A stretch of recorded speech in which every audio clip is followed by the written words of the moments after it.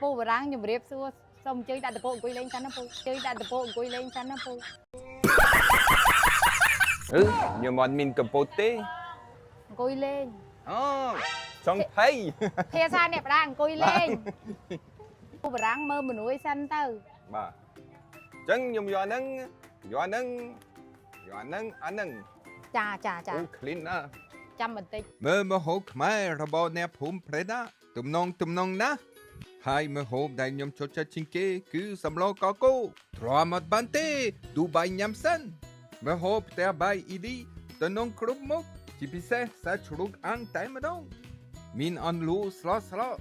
ញ៉ាំជាមួយជ្រូកអាំងដឹងតែឆ្នៃមានស្លទឹកមាត់អត់បងប្អូនសំភ្លក់សម្លកកូបន្តិចទៀតឡើងខ្ទីពេញមាត់តែម្ដង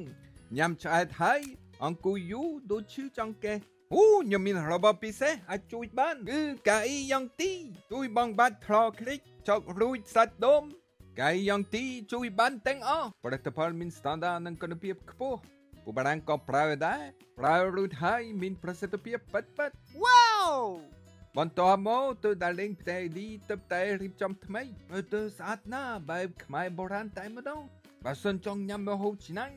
កុំភ្លេចអ៊ីឌីនំពេជ្រទឹកប្រហុកនៅភូមិព្រៃណាទាំងជូនកាហ៊ីគាត់មួយ អរគុណពូបារាំងអរគុណច្រើន បាទអរគុណដូចគ្នា បាត់កន្លែងណា